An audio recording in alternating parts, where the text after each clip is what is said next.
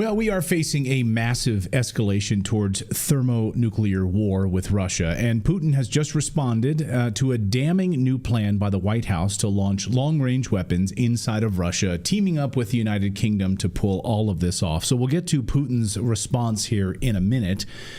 I just can't believe we didn't have a deeper discussion about nuclear war during the debate the other night, because here we are on the precipice of nuclear war. Here, according to Politico, with this exclusive report, White House finalizing plans to expand where Ukraine can hit inside of Russia. The talks have been closely held among a small group of officials inside the White House. And over the past 24 hours, we've had the deep state puppets running the White House have finalized plans to expand the war against Russia. We've been reporting, of course, that according to our sources here at Redacted, what Politico is now confirming, which we've already been saying here on this show, so they've actually confirmed this. David Sachs, tweeting this just a few minutes ago, says the White House is ready to greenlight the use of American missiles to strike targets deep inside of Russia. The Russians have many ways to retaliate. Why are we taking this risk? Ukraine is neither a treaty ally nor vital interest. Biden himself once warned this could cause World War III. Yes, that's exactly right. An attack against Russia in this way would launch World War III. Here was President Biden in 2022 saying the idea that we're going to send in offensive equipment and have planes and tanks and trains going in with American pilots and American crews. Just understand, and don't kid yourself, no matter what you all say, that's called World War III. Okay?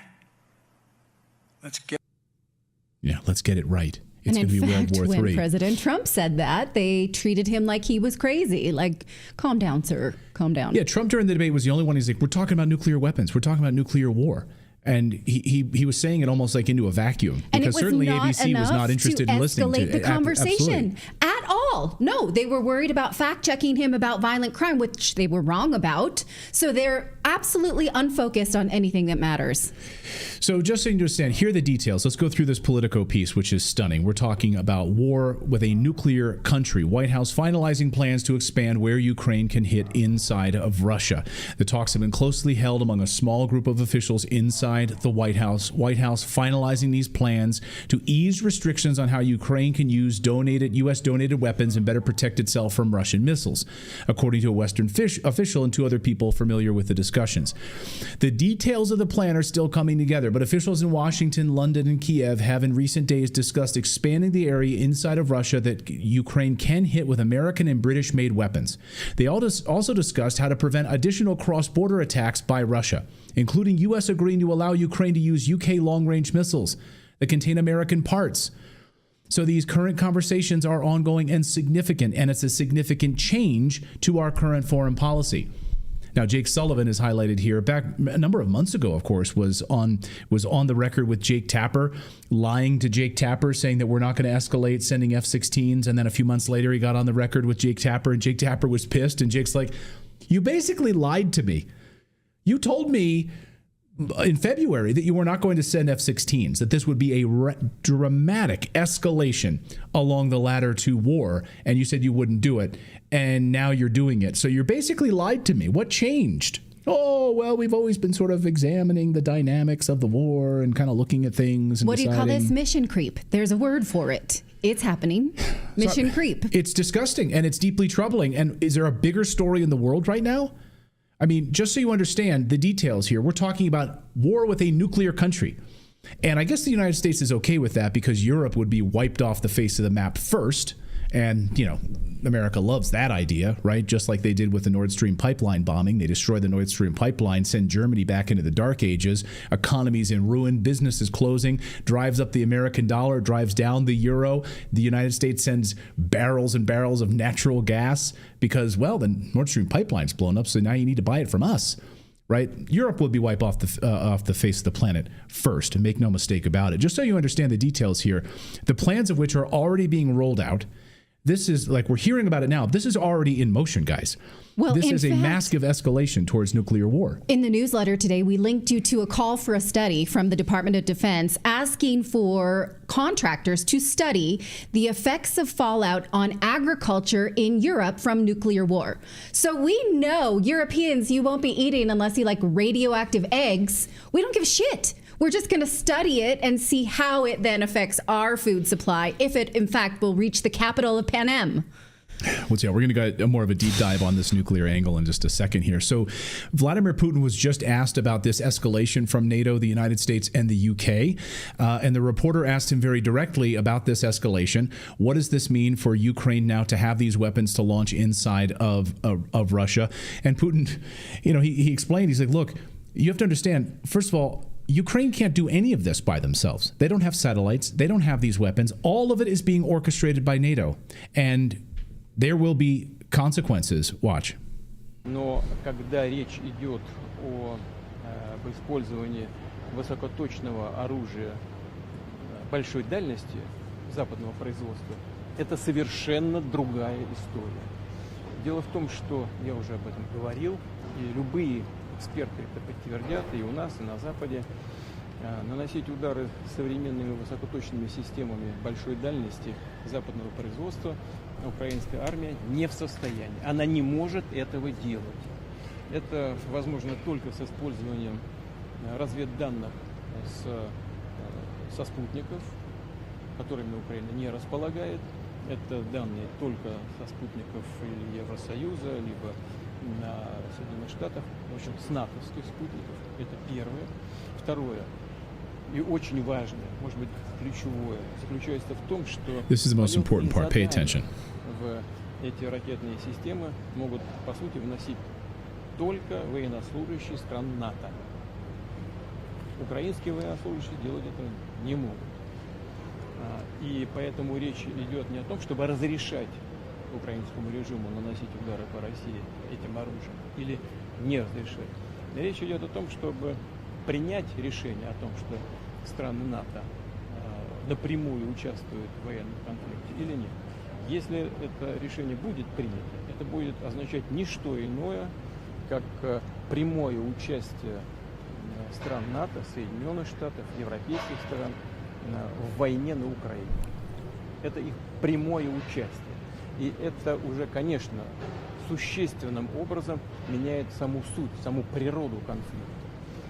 Это будет означать, что страны НАТО, США, европейские страны воюют с Россией. А если это так, то, имея в виду изменение самой сути этого конфликта, мы будем принимать соответствующие решения, исходя из тех угроз, которые нам будут создаваться. Well, shit. So, guys, we are, just so you understand, this sort of ratcheting has been up a ladder. And just so you understand the threat escalation here, I've heard a lot of people talking about the RAND Corporation's threat escalation ladder lately. And if you haven't read this document, it's well worth reading. The RAND Corporation, this is from 1984, the concepts and models of escalation. And again, it's really fascinating to go through this. I encourage you all to read it, and you can find it easily online. However, this is exactly, I'll sum it up for you here. We put together this handy little graphic so you understand exactly where we are in the threat escalation ladder scenario right now. So we are sitting right now at, you start at the top here, diplomatic pressure. So you descend into hell. You descend into hell. It's not basically a ladder you're climbing. It's a ladder you're descending. Exactly. You're going down oblivion. into hell. Okay. So if you start at the top, right, diplomatic pressure. Okay, you've got diplomatic pressure, then you've got economic sanctions, you've got covert operations, right? So economic sanctions, of course, hit, that's actually destroyed the United States and Europe. All of the economic sanctions against Russia, they didn't work.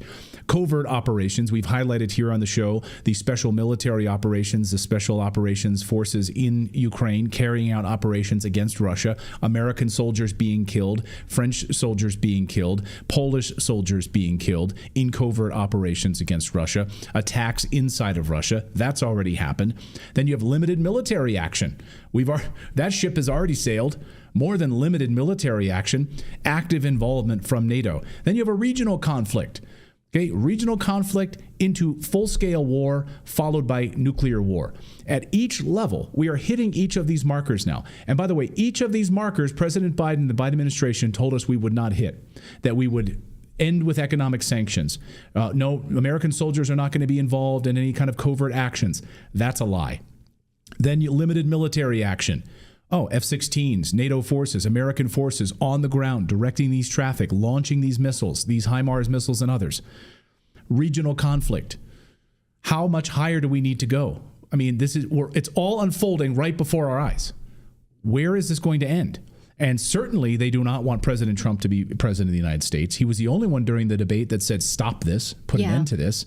Yeah. I have said repeatedly, regardless of where you come down on it, whether you're a Trump fan or not, they will not allow him to become president of the United States. And this is why they will not allow him to become president of the United States. They want this to continue, and they want direct conflict with Russia, a hot war with Russia. And they're about to get it.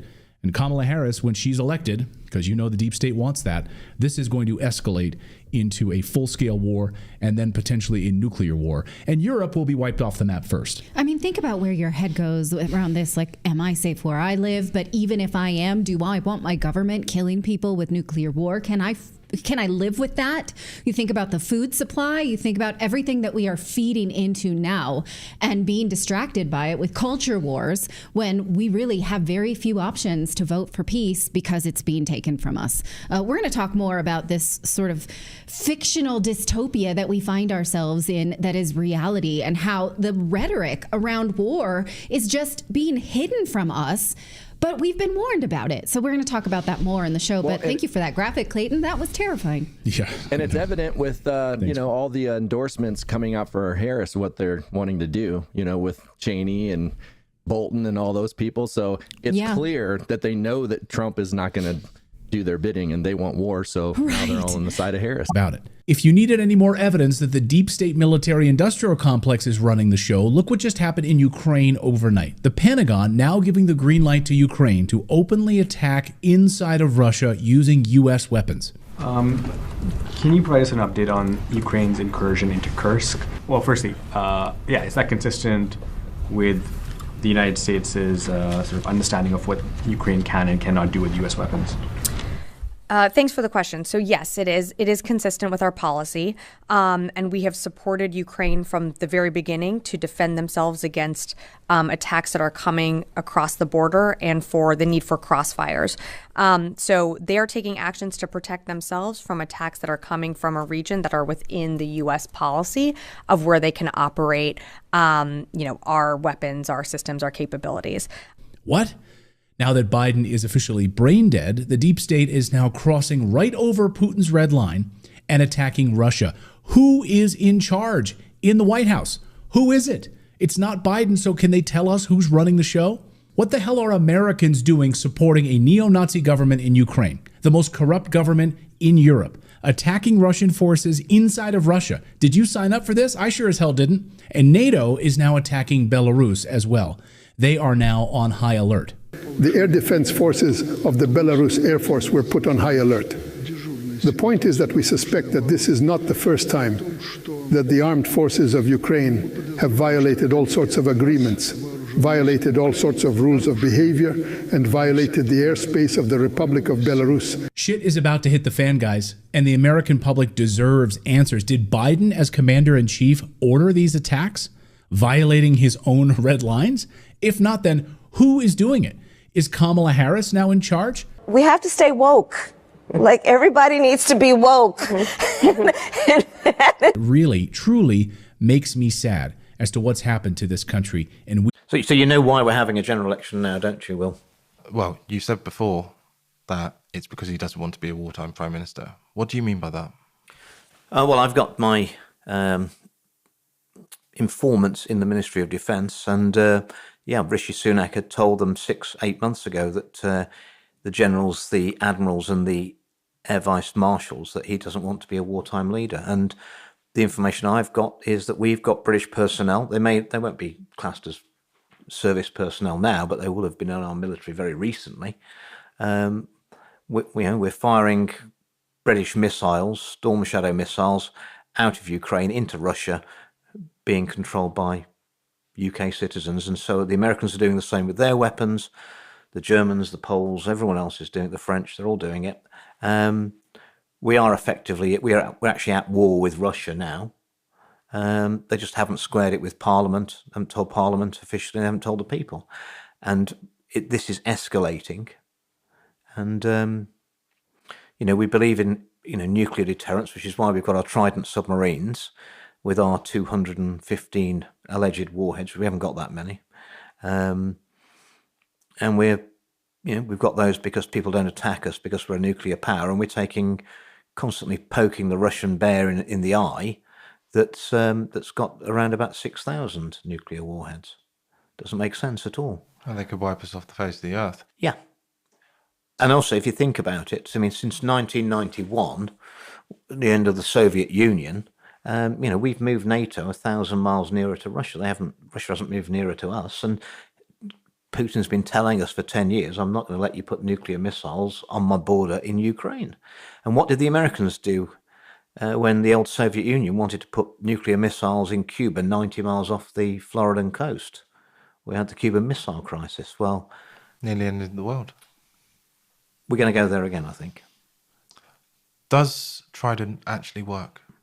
Well, I thought it was pretty bad that they tested the missiles twice in the last 6 months and didn't put a D notice on the fact that the missiles failed. I don't know what sort, if anything should have had a D notice on it, that should have done, but it was just widely reported. It's almost like but there's a lot of very strange things going on, Will, isn't there? Because our nuclear missiles, we advertise the fact that they don't work. Well, at the same time as the government are pushing and saying we need conscription and national service because we might be going to war, they shut the last steelworks in the country that can make weapons-grade steel for armaments, and they're trying to stop our farmers, reduce the amount of food that our farmers are producing, when historically, whenever we've gone to war, our opponents have tried to starve us out because we only produce about 55% of the food that we actually consume. None of this makes sense. And I can see why Rishi Sunak is bailing out.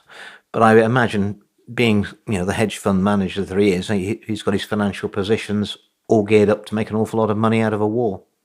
You do know that Germany and France have already passed the legislation. They can enact conscription at a moment's notice. And the EU are preparing to sell war bonds to investors to pay for the war. And the problem with selling war bonds is that you actually owe someone a war then, don't you? Yeah.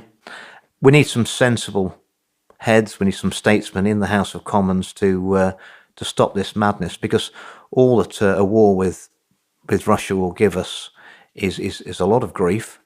It'll probably involve then China and Iran as well. We could easily get it escalate into a full world war. And war, the only people who win out of it are the super rich, and it buries the poor. Well, Putin said that he will use nuclear weapons if Russia is threatened. So is there actually a way of winning any war against Russia? Well, if it goes nuclear, no one's winning, are they? But do you think he would? Yes, I think he would. I've got defence analysts feeding me information, and they're in, services, and they're saying that there is going to be a nuclear detonation in Europe. Who by? Well, it could be a dirty bomb. There's a lot of nuclear material floating around in Ukraine from their nuclear reactors. To create contamination, all you need is some conventional explosives and some nuclear material, and you've got a dirty bomb. They may have already been set off in the Donbass area now. And that could be the false flag that starts the war. Yeah. There's many ways it can be done. Like 9/11. Like 9/11. These wars, people, the major story. Are we heading for World War III? We keep saying it. It's already begun. So that's what our audience says. Like, I say it all the time. When you have Americans who are literally dying in Ukraine, and they are, and we're hearing that now from former CIA agents, that's the case, and you have Americans dying in Gaza, you have half of the U.S. Navy in the Middle East right now. How is this not in the middle of a world war? Again, the people don't have a clue of what's going on. This is from, again, when you subscribe to the Trends Journal and you put in your code, it's cost about $2.50 a week. This is the weekend edition of the Wall Street Journal. $6. Lost in 15 minutes. Tragedy in the Mediterranean. The masts seem to tilt, then disappear. Prosecutors look into possible criminal negligence in the sinking of Mike Lynch's yacht. What the hell do I care about this crap? Who the hell is Mike Lynch? If your mother dies, your father dies, your sister dies, your brother dies, who gives a damn? Oh no, but Mike Lynch died, and it's every damn day in the news for over a week. The people don't have a clue of what's going on. Again, we did this whole thing in our Trends Journal this week about how they kept going on and on with the stories. I'm not making this up. Lost in 15 minutes, tragedy in the Mediterranean, Wall Street Journal. Divers recovers seventh body, Financial Times. Italian authorities open manslaughter investigation into super yacht, CNN, the Cartoon News Network. U.S. tech tycoon among 6 missing after yacht sinks, BBC. Bullshit. Yeah. From August 19th to August 25th. All right? Yeah. The people have no clue of what's going on. All they're getting are sound bites from the prostitutes, the media whores that get paid to put out by their corporate pimps and their government whoremasters. Go to your Trends Journal. We've been warning now for a little over a year. Ukraine is going to strike a Russian nuclear power plant. And there it did. There it did. Yep. It just happened. And we now know, and according to the Trends Journal, that there are going to be deeper attacks inside of Russia at the hands of the Ukrainians. That is coming. Zelensky puts out his fake peace plan. They're agitating towards a war with Iran right now. So all of this is coming to fruition right now as we head into the 2024 election. Yeah.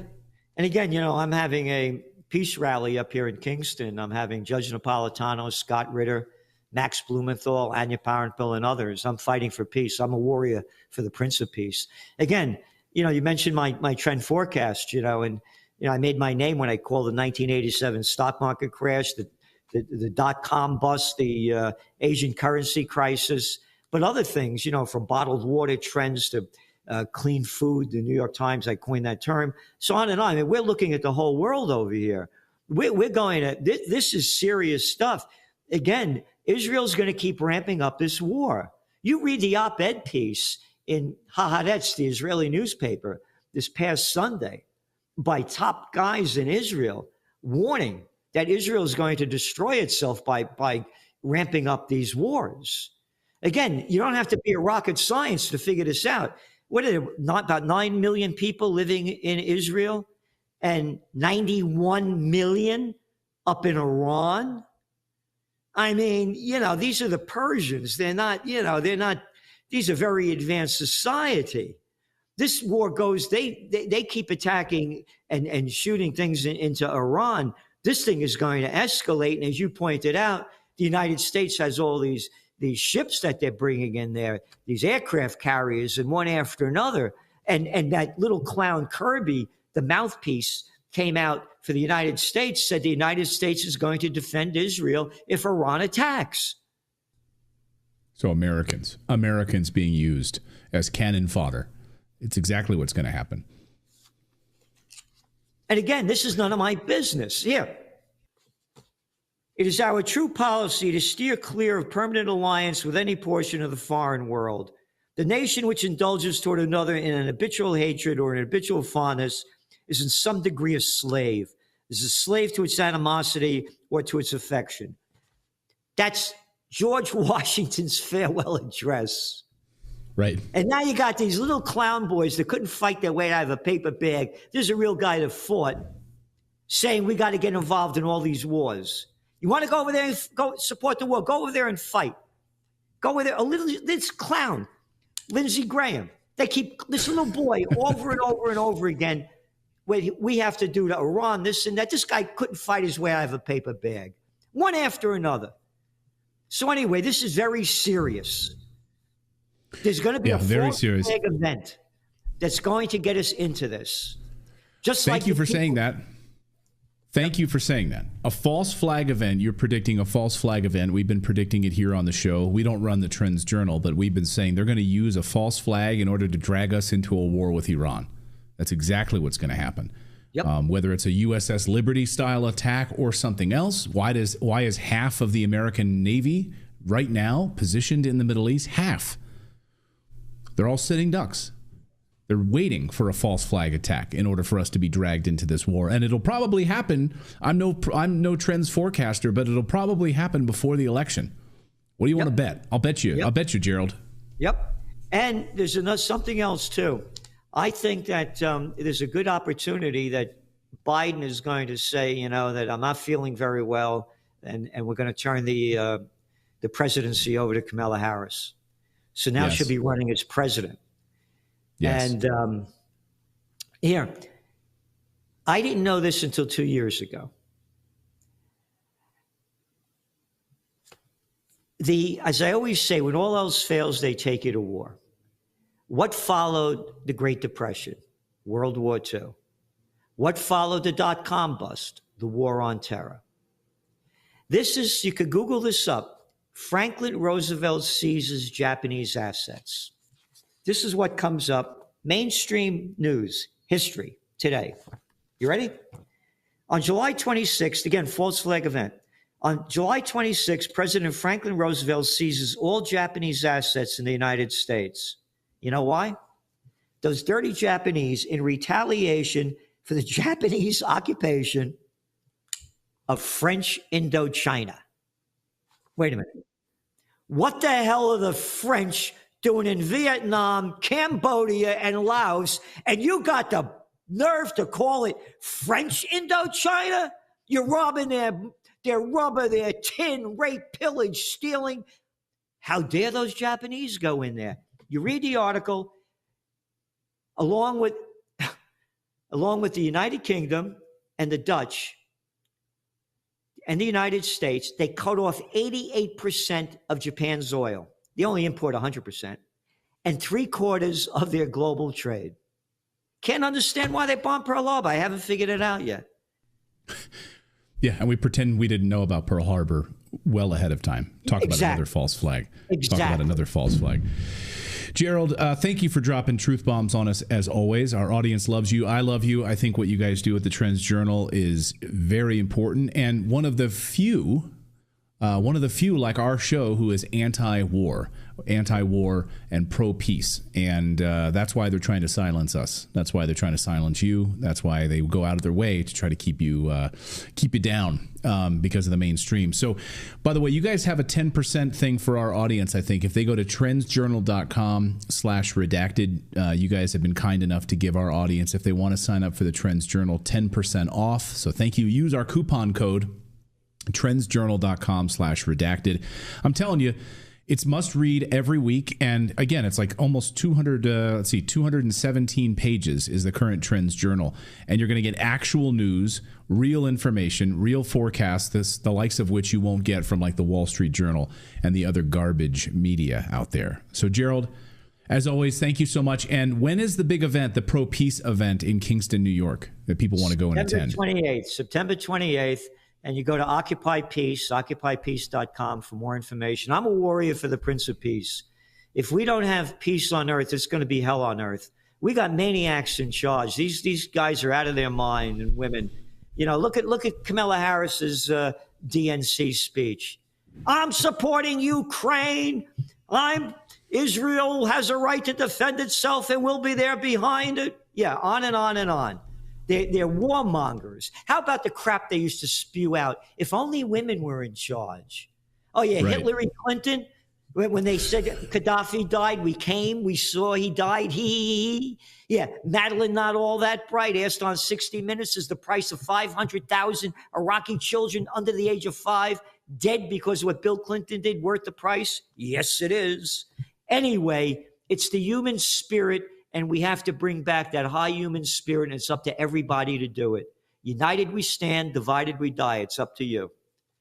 The Ukraine war is a war that should have never been fought. It should have been settled. President Putin has offered twice to settle that war on terms that were enormously beneficial to the Ukrainian people and to the American people and to our security in Europe. And yet, President Putin initialed an agreement. President Zelensky initialed that same agreement in April of 2022.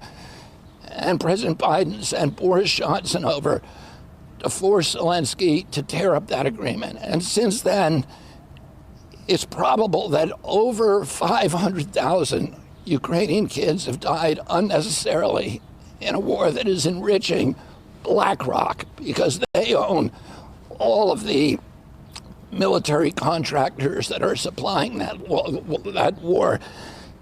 And BlackRock not only has the contract to destroy Ukraine, but it also now has the contract which President Biden gave them to rebuild Ukraine. And there was an agreement with Bush and Gorbachev saying we won't go east. And right. Said, okay, Gorbachev said you can reunite Germany then, no problem. Right. Right. And here we are. Yeah. We have broken every single one of those promises that we made. Every single one. Not just a few, every single one. So is it any reason, is there any rational doubt as to why Russia has done this? They were sending signals that, you keep pushing us and sooner or later we're going to have to act. Well, now they've acted. And unfortunately, I think you're correct that Mr. Globaloney did try and goad them into this, which they were eventually successful in doing. I didn't think that Putin would bite. And so, I was wrong on that. But I don't think Mr. Globaloney was calculating not only on the measure of the Russian response now with buying gas in either rubles or gold, but the degree to which the rest of the world is backing Russia and not the United States. Ukraine, how do we get out of this mess with Russia? Well, boy, that's a great question. And Daniel, I honestly don't know. But we're not going to get out of it with the current administration. Right.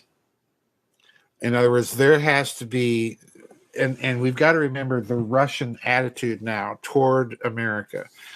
The Russians have called, for a couple of years now, have called the United States not agreement capable. And it's about as strong of it's one word in the Russian.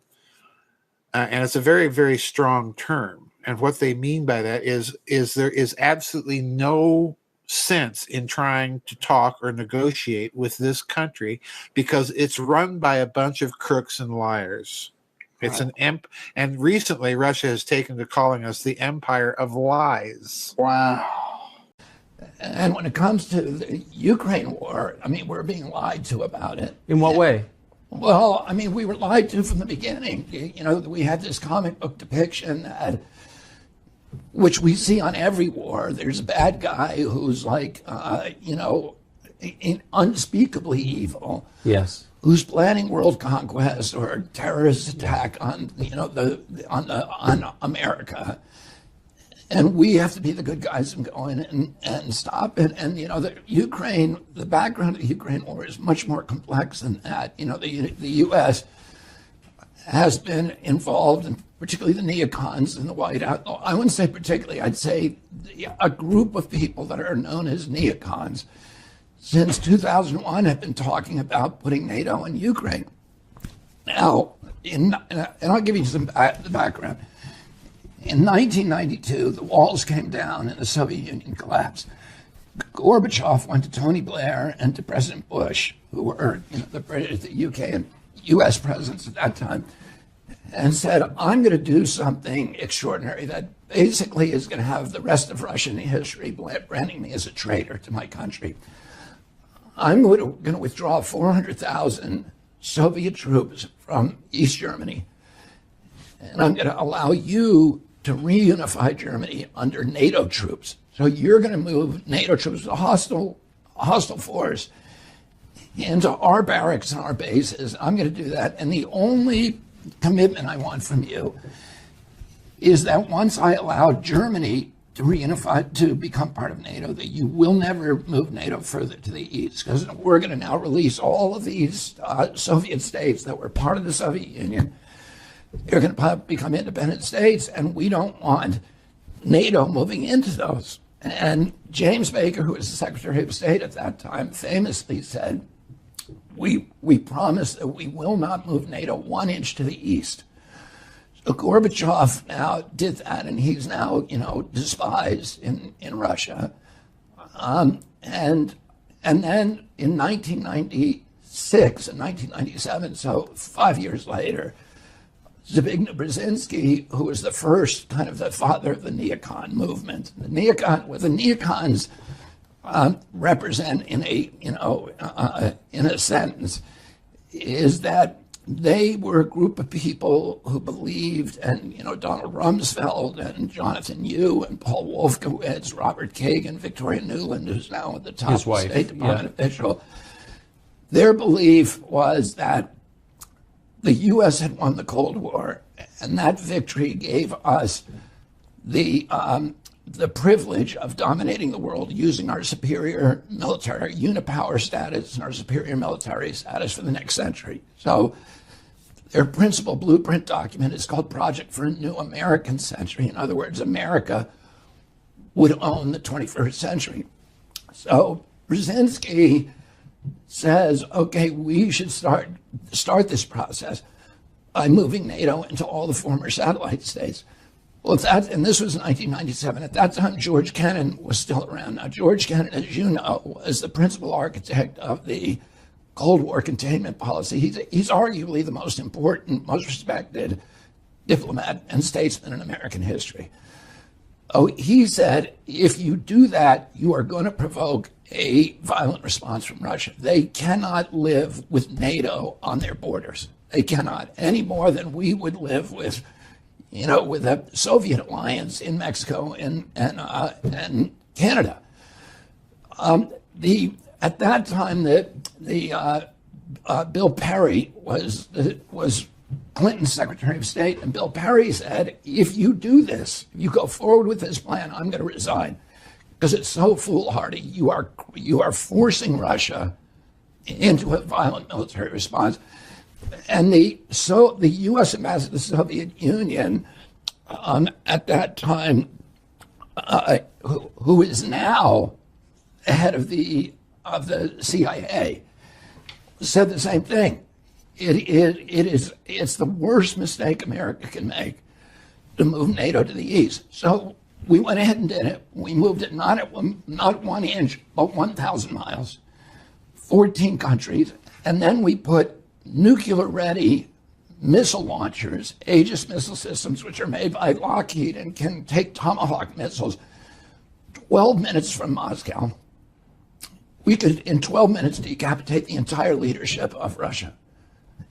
And we put those in Poland and Romania. And we then tried to move it into NATO into Ukraine. So you remember when my uncle, when Russia put missile systems, nuclear missile systems in Cuba, and my uncle would have had to invade, he was able, the reason Russia put them there then is because we had put nukes, Jupiter missiles, in Turkey and Italy. My uncle and father made a secret deal with Ambassador Dobrynin, where they said to him, look, we understand you're angry. You cannot live with Jupiter missiles in Turkey. That's why you put your missiles in Cuba. If you remove your missiles from Cuba within 6 months, we will remove ours from Turkey. But nobody says what the deal was. And that's what happened. So now we're back, and we've again put nuclear-ready missile systems along right next to Russia. And now we want to go do the one thing that Russia has said, and Putin said again and again and again, this is a red line. Before Putin, the Russian leadership was saying it is a red line. You cannot go into Ukraine. The Russians have been invaded 3 times from you. Our country's never been invaded. The Russians were invaded 3 times through Ukraine. The last time they were invaded, Hitler killed between 20 and 40 million Russians. Hitler killed 1 out of every 7 Russians. in my uncle's speech to his most famous speech in American University in 1963, in July of 1963, he said to the American people, he said, we are all taught we won World War II, but we didn't win World War II. The Russians won it. And the sacrifice they made to destroy Hitler was beyond anything Americans can imagine. He was trying to tell the American people, you have to put ourselves in their position, and understand what they're doing. And he said, a third of the country was leveled. Every city, the forests burned, the cities were leveled, the forests and fields burned. Imagine if that happened from the coast, the east coast of the United States, to every city, forest, and field from here to Chicago. That's what the Russians put up with. So we have to understand this, that Ukraine is a red line. The invasion came through Ukraine, and they can't live with it. It's a security issue for them that is almost beyond our comprehension. And so, we've had... so that suggests the point is war with Russia. The point was war with Russia. And in fact, the neocons said that again and again, that and Biden, when he was and let me get back to that, okay, because that is absolutely true.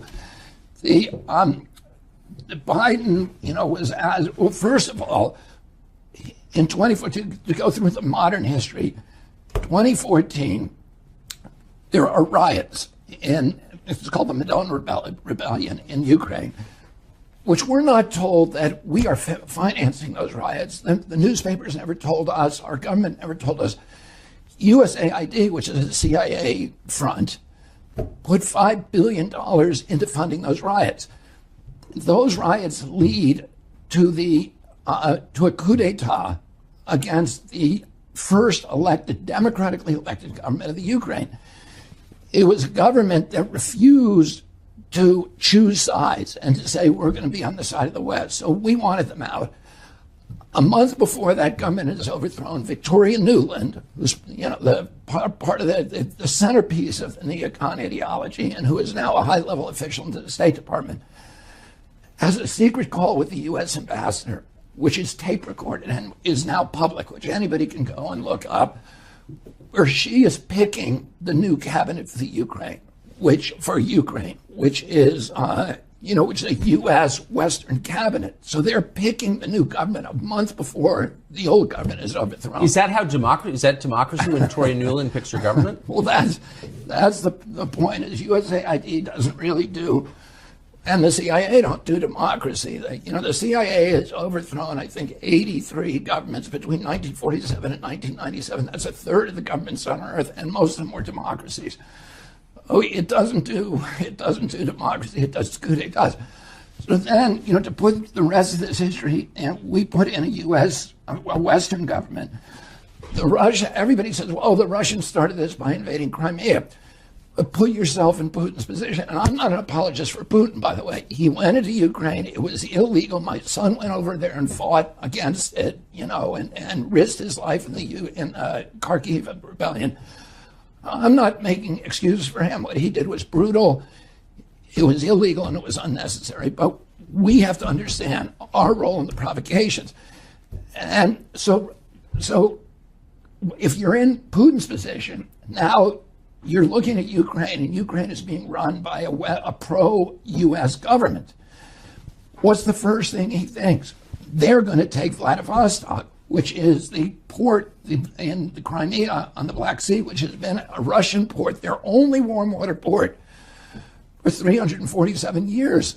It's where the Russian Navy is, their sub base, it's everything else. And he says, now this new government is going to invite the U.S. Navy in to take over our facilities. We got to go in there and take it back. So he goes into Crimea. He goes in and takes Crimea without firing a shot or killing a single person.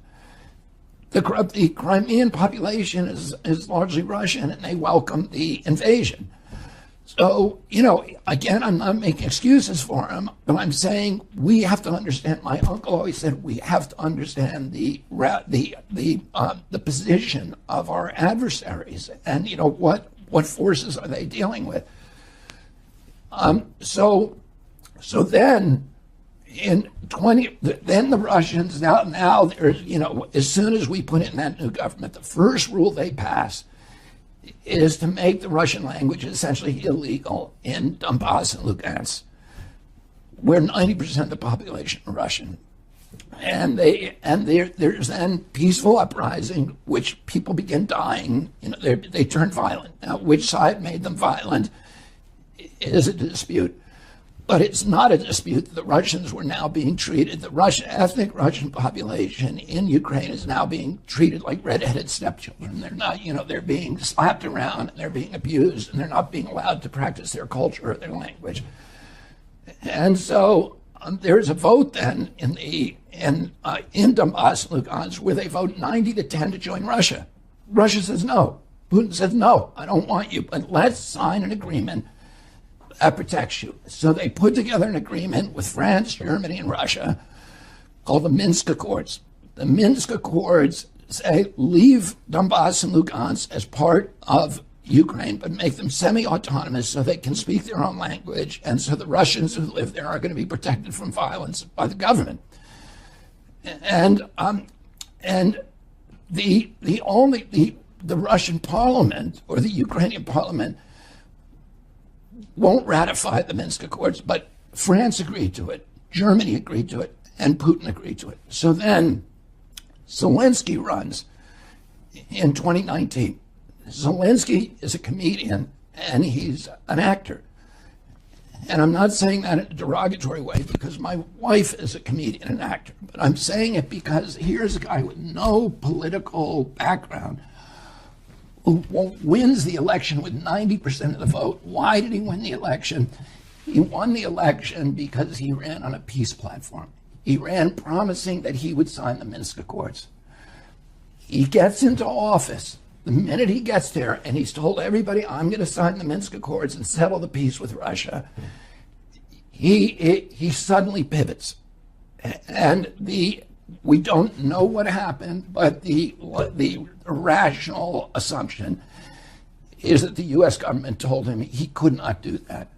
So that Victoria Nuland and Anthony Blinken and Avril Haines, who's the DNI, Director of National Intelligence, told him you cannot have a peace with Russia. Plus, people within, ultranationalists within Ukraine told him, if you sign that, we're going to kill you. And a lot of people say, anyway, they threatened him with death, and that is pretty well documented.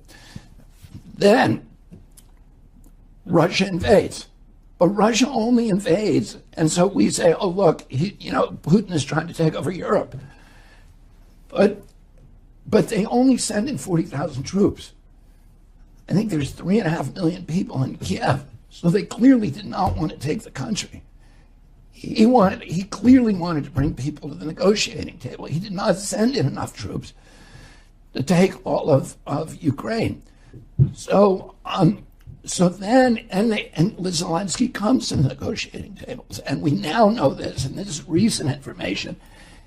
In March of 2022, Zelensky and Putin agree on a peace agreement that's based upon the Minsk Accords. It's like Minsk Accords 2.0. And Zelensky initials it, the Russians initial it, and Russia begins withdrawing its troops from Ukraine. And what happens? President Biden sends Boris Johnson over there to torpedo the agreement and make Zelensky tear it up. And then we go to war. 350,000 Ukrainian kids are now dead. And 40 or 50,000 Russians. So, and that month, April is when they signed it in March. Boris Johnson was sent over there to torpedo it. And that month, Lloyd Austin, who is the Secretary of Defense under Biden, is asked, why are we at war in Ukraine? And he said, our purpose in this war is to exhaust the Russian army and degrade its capacity to fight anywhere else in the world. But that is not what they're telling us. But do they? And Biden that month says, when he's asked about the war in Ukraine, he says, our purpose is regime change in Russia. So again, that has nothing to do with Ukraine. What that means is that Ukraine is a proxy in essentially a struggle between two superpowers, between Russia and the United States. And, we've now committed $113 billion over there. And just to put that in perspective, the total budget of EPA is $12 billion. The total budget of the CDC is $12 billion. We're sending $113 billion over. When Mitch McConnell was asked, how can we do this? When our country, when you're cutting food stamps and cutting Medicare, cutting food stamps to 30 million Americans, cutting Medicare to 15 million Americans, they're not going to have any health insurance. How can we send 113 billion over there? If we had that 113 billion here, we wouldn't have had to cut one food stamp payment. And he said, well, don't worry, the money's not staying in Ukraine. It's all coming back to military contractors in the United States. Well, so that's interesting, because then you look at, who owns those military contractors, and you see who gets on CNN to pump up the Ukraine war. It's a bunch of former generals and colonels and Pentagon people. But if you go in, and CNN never, and MSNBC never do this, but if you go look at those guys, they're all people who are working for Raytheon and General Dynamics and Boeing and Lockheed. So they're generals, but they're not identified that, they're actually working for the military contractors who are cashing in on the war. And then, those military contractors in turn are owned by three companies. All of them are owned by three companies, by BlackRock, State Street, and Vanguard. And the inflation that from printing the money to fund the war and to fund the 16 trillion we spent to fund the lockdowns, the COVID lockdowns, $8 trillion we've spent on these wars since 2020, all of them losing wars, all of them that made our country less safe. Look at what this war is doing. We have pushed Russia into the embrace of China, which is the worst foreign policy outcome imaginable. It is not good for the national security of our country. And we're now have Putin's back to the wall. Well, Putin is the world's leading nuclear superpower. We aren't. He's got 1,000 more nukes than we do, and their nukes are much better than ours. They can shoot down our nukes. We can't shoot down theirs. Oh, we are going up against, we are provoking a confrontation that could very easily lead to nuclear war. And I've talked to. Wait, can I ask you to pause there for a second? Yeah. Everything you've said is checkable and rational, and you're extrapolating out toward the future, which is easy to envision. Like, I don't understand how our policymakers aren't reaching the same conclusions you just reached. Like, they think that war with Russia is a war we're going to win? We cannot win this war. Well, of course, so what are they doing? I don't understand. It would be like Mexico beating us in a war. They're not going to let the Ukraine, they cannot lose this war. And, anybody who thinks Russia is not up to the war, go look at the Netflix documentary on Stalingrad and look at the sacrifice the Russians are willing to make. Putin today, we thought this was going to hurt him. He's more popular than he's ever been. All the U.S. polling firms show him polling at 90% popularity. And in Russia. In Russia, the Russians are supporting him. And he also, we were going to break him with the sanctions. We did the opposite. We made him more powerful. He's now insulated from the trade and the international banking system. He's now got this great trade agreement with China. He's now, engineering the creation of BRICS, which has 40 leading nations around the world turning against the U.S. currency as a reserve currency and adopting his petrocurrency or the Chinese currency. That is the worst threat to the United States. That will if we lose that status as the world's reserve currency, the Great Depression will look like a cakewalk. So I agree with all of that, and all of it. Your position to my ears sounds moderate and obvious. I just don't understand how the Secretary of State, how the president, how his competent advisors can't have reached the same conclusions? Like, what are they thinking? Well, unfortunately, I think, and I share your sense of mystery about that, but I don't, because what you're saying is not crazy. It's not like some far out theory. I mean, the only way I can explain it, and I'm not, I don't like to look into other people's heads and tell why they're doing one thing or another. But President Biden has always been a very pro-war president. And, he was the one senator that stood out supporting the Iraq war, my uncle and Obama and many, and, Hillary also. But Biden has always been a reliable, gung-ho, let's go to war guy. And so I don't think, to the extent that he's thought this all through, I think it follows, it's consistent with his historical instincts. And then he's surrounded by people who are, these are the same people who got us in the Iraq war. I know. Look at what happened. Do you understand the concept of the global American empire? Yes. That basically the petrodollar is based upon. So they invade every single country that threatens to trade oil in a currency that's not dollars. And also they use NATO as their mercenary army to take out anyone who doesn't have a central bank controlled by them. Gaddafi, you said earlier. Yes, well, he's one. Syria, Iran, Russia. They don't control their central banks, do they? There is, I'm sure it's just a coincidence. And many coincidences. There's a lot of coincidences. A lot of coincidences around, aren't there? When's it going to collapse? It depends how it plays out. It's going to be in the next couple of years. Obviously, the Americans will try and not have the banking collapse. I think they're going to push us into a war so that they don't have.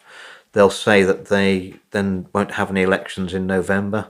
Trump won't get in. They stay in power, and then the collapse will come after that. So you think they're going to stitch up Trump a second time? They're trying very hard, aren't they? I mean, they're trying to talk about trumped-up charges. They certainly are. And they are so desperate. I mean, they've done so many awful things to Trump. I mean, if he gets back into power, he's going to come after them. And they've done plenty of crimes, as far as I can see. Many questions to answer. They're not going to. They'll do anything to avoid that situation. If that means pushing the world into a world war, they will do, because they know that when we get a big war, they can cancel the elections, hang on to power. They're so craven. That's what that's their regard for humanity is so shallow. Yeah, that's what I think. They're corrupted. They're totally corrupted. If they're pushing for this war, do you think there are enough cool heads, somewhere within the establishment? No, to be I'm not able hearing to any. prevent it? We had a debate the last week before the general election, and it was on Ukraine, and they're just the Uniparty across the House. They're baying for further escalation of the war and our involvement. They don't want to admit how much we're already involved in this war. I went and met about 4 months ago with Andrei Kelin, who's the Russian ambassador. I went and met him at his residency on Kensington Gardens. I was attacked in the press for going and speaking to him. Well, I mean, I think diplomacy is about putting yourself in a position where you understand where they're coming, the other people are coming from. We talked. I found it a very reasonable. How do you make peace if you don't speak to someone who's meant to be an enemy? Well, the people who are pulling the strings and have usurped our democracy, they want war, and so we're not allowed to speak to the Russian ambassador. But I did. I went and saw him, and yeah, he's a pretty reasonable guy. We talked about the Storm Shadow missiles, which he knows that we're operating, because there's no time. We shipped them out, all these missile systems. There's no way we could have trained Ukrainians to manage these sophisticated weapon systems in the time that they have. So, and they also have their own intelligence from the FSB. Of course they do. Of course and they so do. these are British. So British soldiers of British nationality who may be contractors now. Yeah, contractors. Yeah. But managing targeting those weapons. Yeah, but our money is being sent over to the Ukraine to pay those contractors. Yes. So it's British money, British missiles, paying British soldiers to operate British missiles, right? And now they're no longer even targeting Russian troops in Ukraine. We're firing them into Russia proper. And so are the Americans, so are the French, the Poles, the Germans, all doing it. And that's Putin's, that's essentially his red line, because he can use tactical nuclear weapons. Absolutely. And I talked with the ambassador about the F-16s. And again, he said he wasn't too bothered about the F-16s because he said there's only F-16s are sort of four and a half generation fighter. Pretty good, very technical, but they, like most technical equipment, needs a lot of support. And the Ukrainians have probably only got 2 or 3 runways that are long enough and flat enough, smooth enough to operate F-16s from. The Russians know where they are. They'll deal with those. Father of all bombs. Yeah, they can deal with those. But the ambassador said to me, look, he said, if you fly those F-16s then out of NATO countries and hit us, you fly them out of Germany or Poland or Romania or Hungary or anywhere else, and you target us, we will bomb those runways in those countries. So they will begin They will be at war, right? They will launch missiles again, at Poland, at Germany, and in Britain. If we fly them out and hit their troops, yes. And also, what you've got to remember, Will, is, again, these F-16s, we might be able to train in 12 months some Ukrainian pilots. Probably not.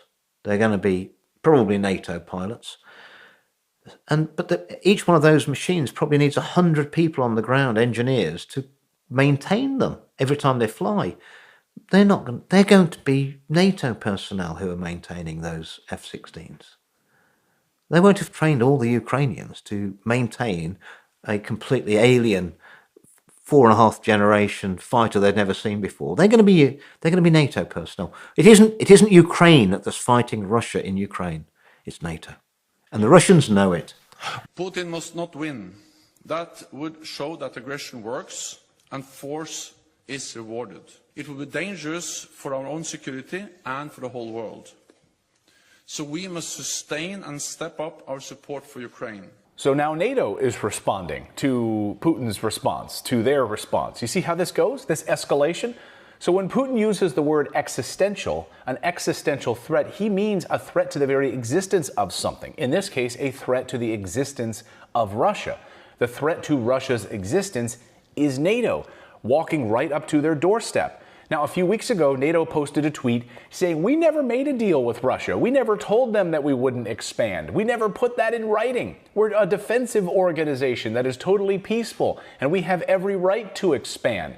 Well, that, of course, was an absolute lie, and now we have confirmation that it's a lie. Newly unearthed documents from the year 1990 from then U.S. Secretary of State James Baker put it in writing, sending a letter to Gorbachev in Russia saying, quote, NATO won't expand even 1 inch to the east, and you have our assurances of that. Boom, in writing. So NATO lied to all of us. Here you have the de facto head of NATO saying he won't expand 1 inch. You don't have to worry about it.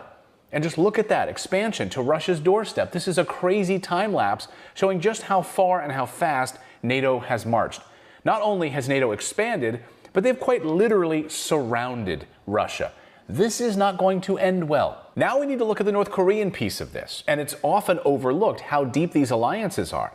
Putin's recent pact with Kim Jong-un ramps up the stakes even further. And this isn't, guys, just some posturing here. This agreement strengthens military ties, nuclear energy ties, sending uranium to North Korea, and could even see advanced weapon systems in Pyongyang, a direct counterbalance to the United States' presence in South Korea. And, by the way, Putin threatened South Korea this past week. Putin warned South Korea that arms deliveries to Ukraine would be a, quote, very big mistake, and that Russia, quote, reserves the right to supply weapons to other regions in response, meaning that if the West arms Ukraine, Russia arms North Korea, and you'd be making a huge mistake if this happens. He basically said, don't try it, I'm not bluffing.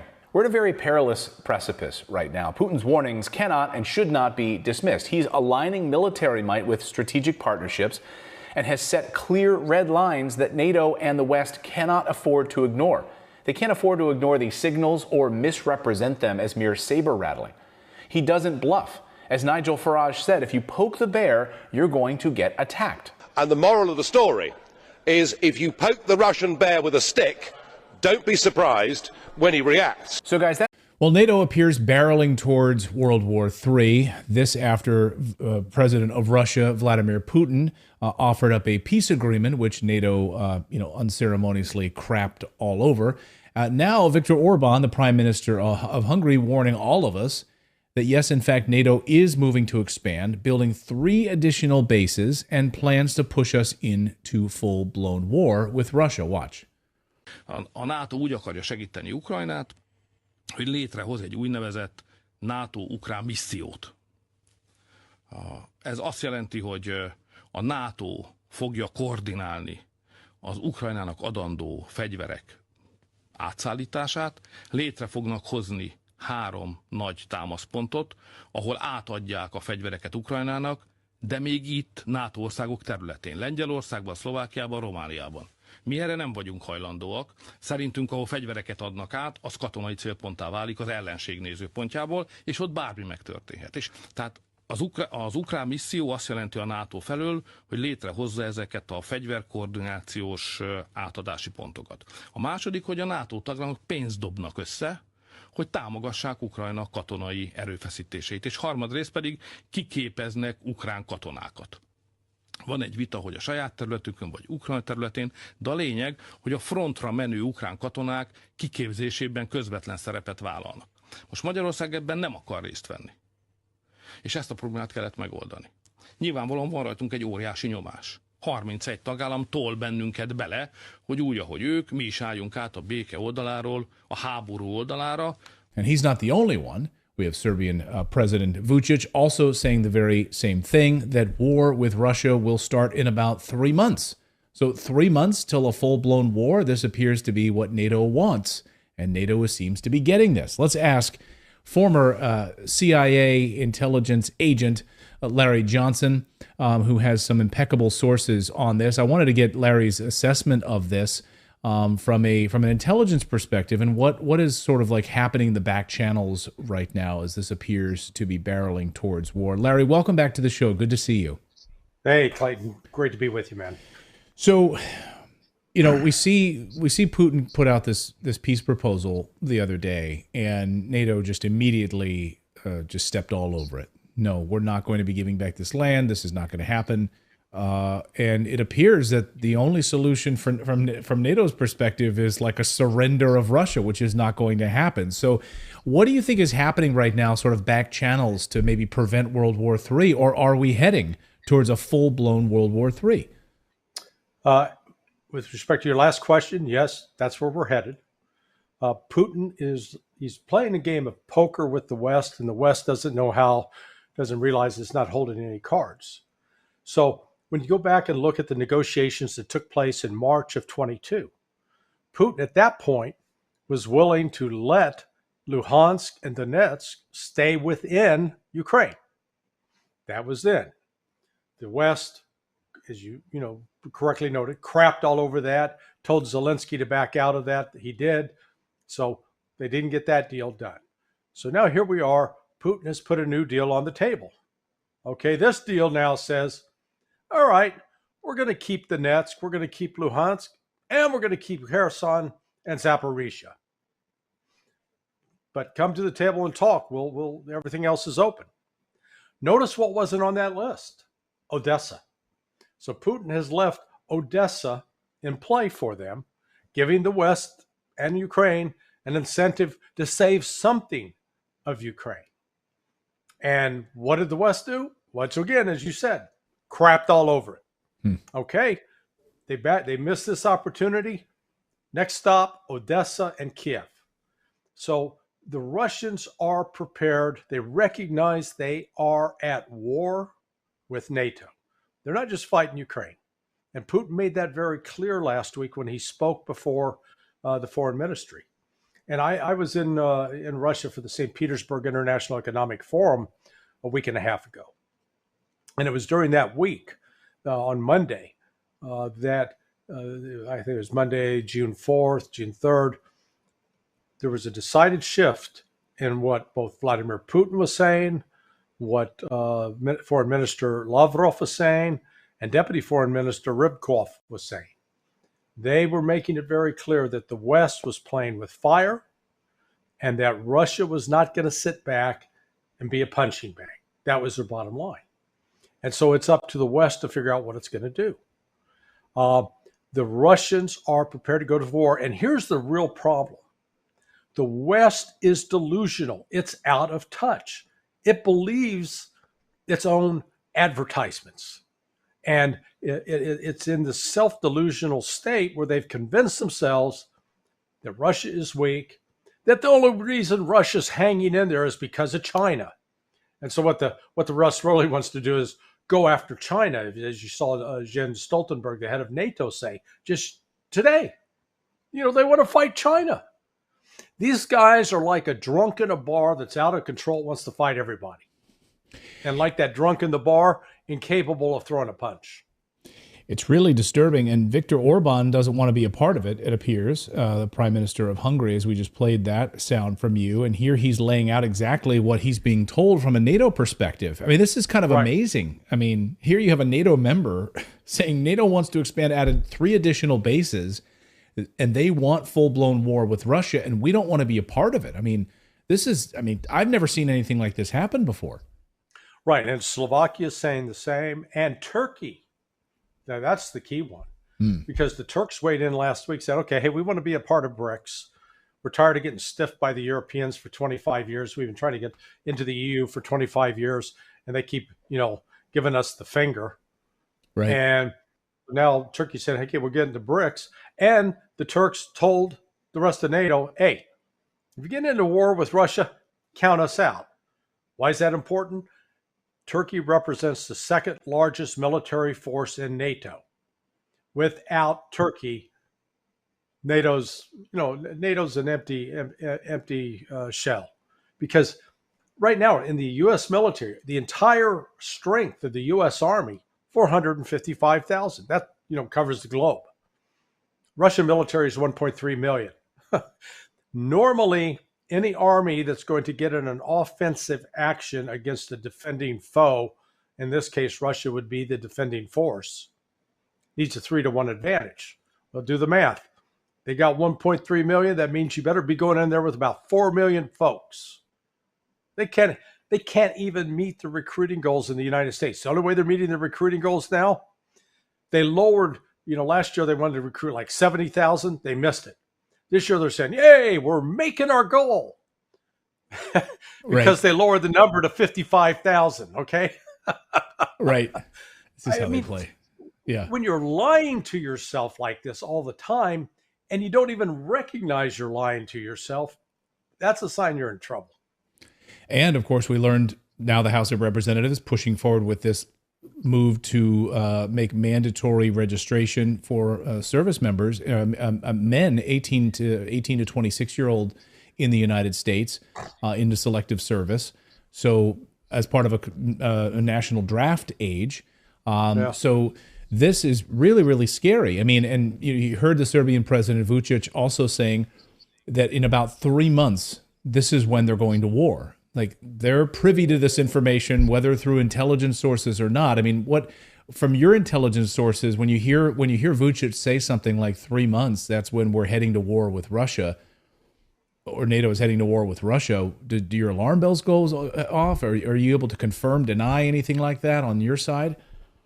Well, from the rhetoric standpoint, in terms of what they're saying, not just what Orban's saying, but what Stoltenberg is saying, what members of Congress are saying, yeah, I think that's the direction we're headed.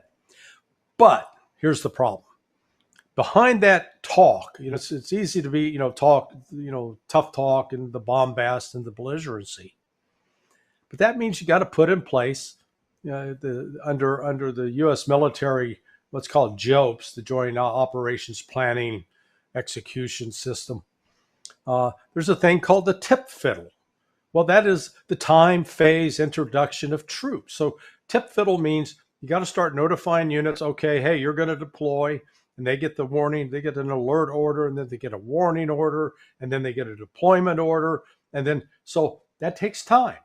Right. I know, for example, on the Gulf War, in the war that started in 2003 in Iraq, that whole process started a year out. So I have not heard any word that tip fiddle has actually been activated and that they're starting to move troops. But even if they do that, where are they going to get the troops? They don't. It's not like everybody, England's sitting there, max force, 70,000 guys. Okay? That's how many people Ukraine has lost in 2 months. Just to put it into context. Germans, similar size. Finland, Sweden. I mean, NATO's is a joke.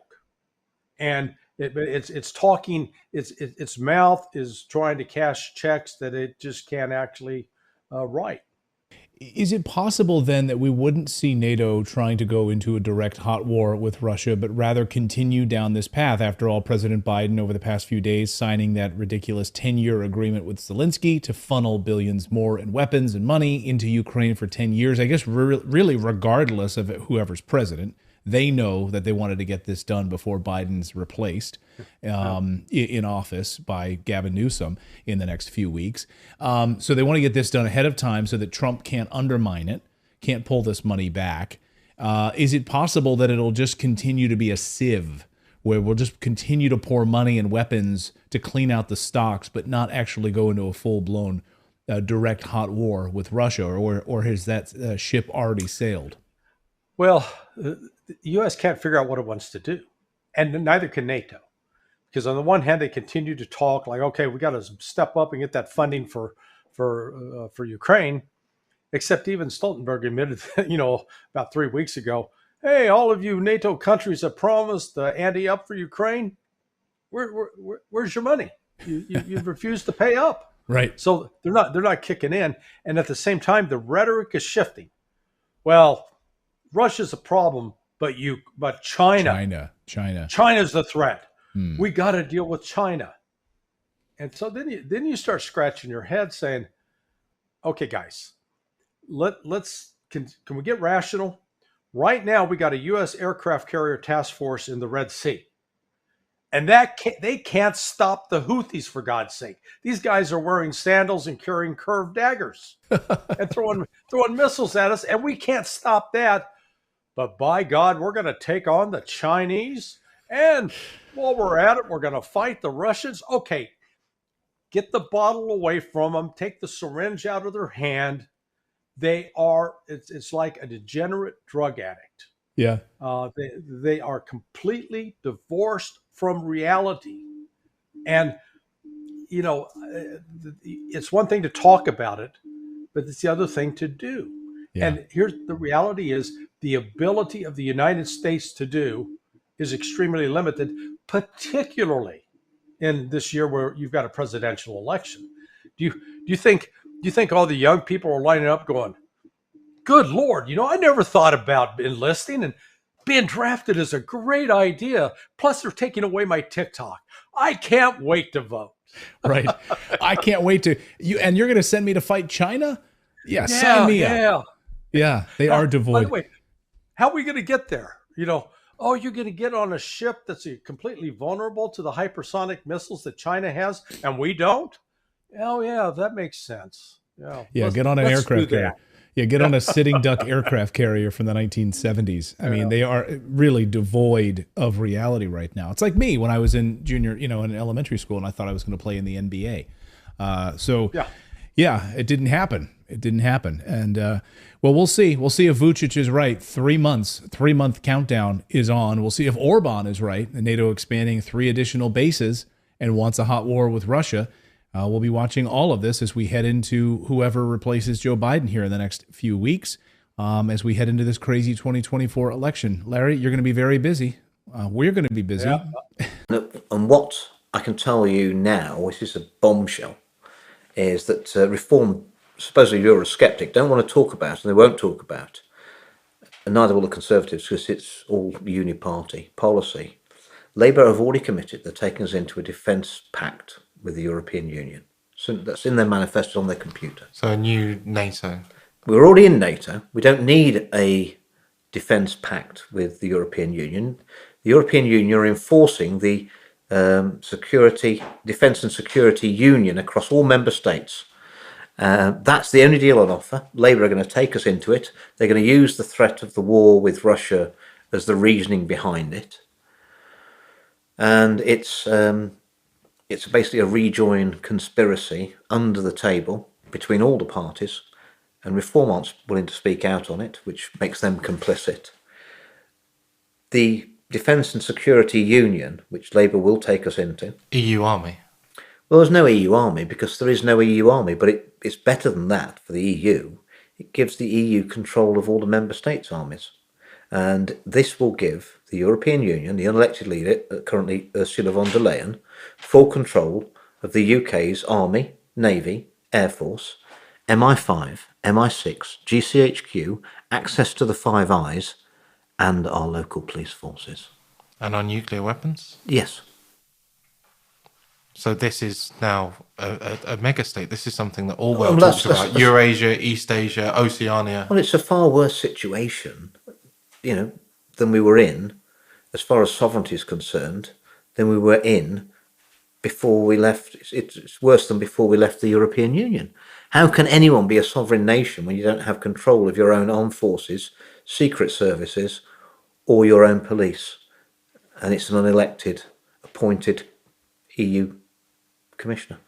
And so we could see Germans but should that come as a surprise when all of Parliament doesn't want to talk about handing over powers to the WHO, the World Health Organization, an unelected, unaccountable, non-tax-paying anywhere in the world, because it's an arm of the United Nations, immune from prosecution, diplomatic immunity for all WHO employees, and giving the Director General the ability to call a public health emergency of international concern, declare a pandemic for a human, animal, or environmental threat, and then seizes power over all our elected so-called representative democracies, absolute power, for as long as that emergency continues, and they decide when the emergency is over, giving all those powers to a power-hungry organisation mired in controversy all the time, the WHO.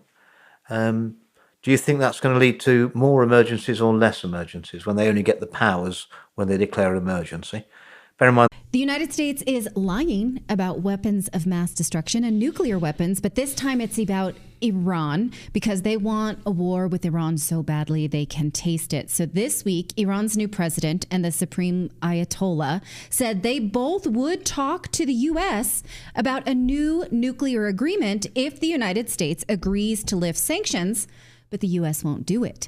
They want to instead accuse Iran of having nuclear weapons, but they have neither been able to prove it, not through all the sanctions that we put on them to hurt their economy during the Obama years. We never proved it, but we just don't want to discuss it either. We want to say, no, they have nuclear weapons. We're not even going to talk to them. Basically, they just want to talk shit. Pardon my language, but that's what they want to do. Here's the headline, says Biden administration throws cold water on the prospect of renewed nuclear talks. Even talks, they won't talk. So here's what the State Department says. We will judge Iran's leadership by their actions, not their words. If Iran wants to demonstrate seriousness or a new approach, they would stop nuclear escalations and start meaningful cooperation with the IAEA. They're talking about the International Atomic Energy Agency. That is the watchdog group that inspects nuclear activity to make sure that no one is making nuclear weapons. That is total nonsense, this quote right here. They say these lies because they expect that you don't know any better. They can say that Iran doesn't work with the IAEA, but you watch Redacted and you know that they do. Here, I'm going to show you a clip from March of 2023, so barely over a year ago, where IAEA Director Rafael Grossi went to Iran to inspect the nuclear enrichment program. And he said he was pretty stinking satisfied with how Iran was working with the IAEA. Watch. Have, for example, the enrichment activities up to 60% been in detail, technical detail, or have you been discussing this with the heads of state you have been meeting regarding that it is hardly to explain an enrichment program to this extent with a non-military enrichment program? Have they been able to give you an explanation for that? Well, in fact, they don't need to give me an explanation of why they enrich at 60%. What we need to ensure is that we have the necessary ability to inspect the activities there. They enriched at the levels that they declare. There are certain parameters, as you know, between an inspected state and the IAEA. They tell us this is what we are going to do, and then we perform the necessary inspections. So in that regard, in terms of motivations and reasons, which I believe is a little bit behind your question, we don't discuss that. For us, what is important, the only thing that matters is that we are able to inspect, that we are able to account for every gram of enriched material that is there. And this is the spirit of the exchanges, and we have been working satisfactorily in that regard. There have been other types of issues, and as you know, but they are not directly related to this particular issue. Every gram. So what they are saying here, so the United States says we won't talk to Iran because they're not working with the IAEA. And here I have proof of the IAEA saying we're working satisfactory with Iran. Okay, stop lying then, U.S. State Department. Does this sound familiar? Yes. I feel like there was a longer, either an extra clip when last time we did this, or this has been clipped down from it, but from where the guy asking the initial question kept trying to push him. Or am I thinking of something else where he kept? This was a part of a longer. He's like, no, you really. He kept almost trying to prompt him to make up stuff. Yeah, and he's like, no. We've accounted for every gram. We do our job. Let us do our job. And by the way, we've been critical of the IAEA as it's related to its the attack on the Zaporizhzhia nuclear power plant in Ukraine. Of course, they went there and they basically said, yeah, the missiles they came from that direction, but we can't actually say that out loud. Yes. So, okay, the United States is telling tall tales, saying that Iran is not working with the IAEA when we have it from the horse's mouth, so to speak. So does this sound familiar? Well, it should, because recall how the Bush administration sold us a bill of goods about Saddam Hussein's weapons of mass destruction, which then led us to years and decades of war. Here's the real story behind that. You may recall that we had this televised congressional testimony from an alleged nurse about soldiers, Iraqi soldiers, who were throwing babies from incubators. Remember this? Mm-hmm. While I was there, I saw the Iraqi soldiers come into the hospital with guns. They took the babies out of the incubators, and left the children to die on the cold floor.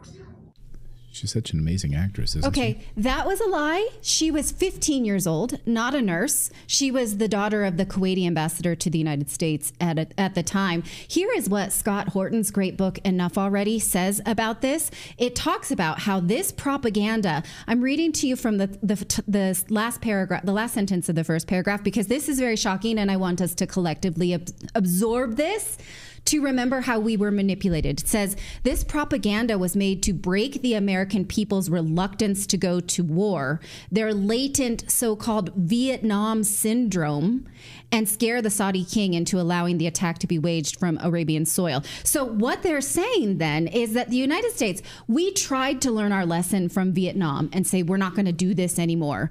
But they manipulated us with this lie so that we would support it, even though we didn't want to. Okay, so I'm going to give us credit for the fact that we needed to be lied to in order to support this. Now, in fact, if we go back to that screen, it says this babies from incubator story was cooked up by a New York public relations firm called Hill and Knowlton, which was run by President Bush's former chief of staff from the Reagan years, Craig Fuller.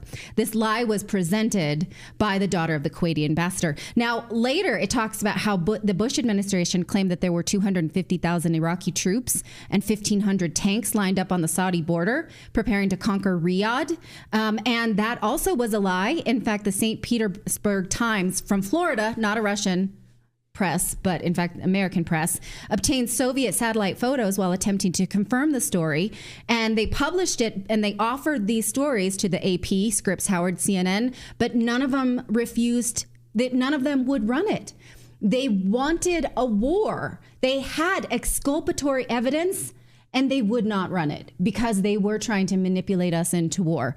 And in fact, that is what happens. Now, here is another thing we were not told that again is super familiar, is that Saddam Hussein was willing to negotiate with the United States. And in fact, he thought, well, the United States is not going to betray me. I've been working with the CIA since at least 1963. In fact, take a look at this. The CIA helped him come to power. It says, after the successful Ba'athist coup of 1963, Hussein was brought back from exile in Egypt and quickly became the head of the secret police, relying on CIA-supplied lists of suspected communists. So the CIA helped him come into power. And in fact, for years, the Reagan government worked with Hussein, with the U.S. military and CIA providing the Iraqis with satellite information to help them better target Iranian troops in the field with mustard and nerve gases such as sarin and taboon. And tens of thousands of Iranian conscripts were killed. So Saddam Hussein was a friend of the United States until they turned him into an enemy, in case you didn't know that. Want to show the pictures of Donald Rumsfeld, like basically making out with him? And yeah, shaking. I didn't choose to bring those, but that is true. So it's no wonder that Saddam would have thought, well, the U.S. will at least negotiate with me then. I will do this to save face. But that, too, was hidden from us. Now, according to Scott Horton, Iraq did have nuclear weapons, but they hid it. But it was not enough of a nuclear program. It was not finished. That we should have then been threatened by it or think that we had to go to war. And in fact, he said that the Bush administration, Bush Sr., lied that the war could not have been avoided even on America's terms, because as soon as Saddam Hussein realized the negative reaction of Americans to the invasion, Hussein started to back down and promised not to invade Saudi Arabia and offered to negotiate. Did you know this? That Saddam Hussein offered to negotiate? That's news to me. We were told war was the only option. In fact, through the second half of 1990, Hussein tried to find a face-saving way to withdraw, but the U.S. refused to even try, which is what we have today. That's happening. Even the United Nations resolution that the U.S. had supported called for future negotiations, but a few days later, the Bush administration said, absolutely not. It's war. They would not negotiate. So they had war on the brain and they would not be deterred. And this worked. We got the war we wanted with very little blowback. Millions dead in the Middle East, thousands of Americans, but no biggie, I guess, because we were never held account. And now we have the same story. So the U.S. is saying Iran has nuclear weapons and they're not complying with weapons inspection. The weapons inspectors are saying, yeah, they are. They actually are doing just that. And in fact, many times Iran has said that they are enriching uranium for their nuclear power because nuclear power is the cleanest energy we've got and has the fewest deaths per kilowatts of energy than any other energy that we've got. And they want prosperity, which comes with necessitates energy. Here's what the Ayatollah said about it this week. These are notes from their meeting with the new Iranian president, Masoud Pezeshkian, saying that, yes, nuclear energy is one of the most fundamental and essential priorities for Iran's future. Now, what they're saying here, if you look at the headline, is we will when planning, we neither wait for the enemy's approval nor trust them. So who's the enemy, Clayton? Any guesses who the enemy is? Who the enemy? Iran. It's us. Oh, that's Iran saying we're not going to negotiate with the enemy. Right. Yeah, that's us. We are the ones who keep provoking them for war and have been for decades. And why should they negotiate with us? I mean, like, they have every right to have these weapons if they want to defend themselves from us. I mean, all of these countries that are building nuclear weapons and stuff, they're doing that because we have them and we threaten to use them, and we're the only ones in the world that have ever used them. So why wouldn't they want to have some means to defend themselves from our invasions?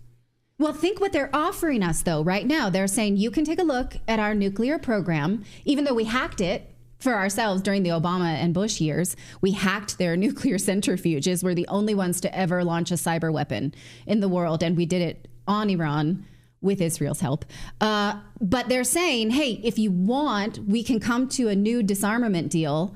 We'll be completely clear about our nuclear weapons if you just lift sanctions. And the United States is saying, actually, no, we can't do that. Well, why can't they do that? Because it would pump the brakes on our plans for war. That's why we see so much rhetoric about Iran has the cyber criminals. Iran is hacking Israel and our own government. Iran hacked the Trump administration. Iran tried to assassinate Trump, right? This is exactly what they want, but what they're telling us right now is Iran won't work with weapons inspectors, but they are, and we have proof of that.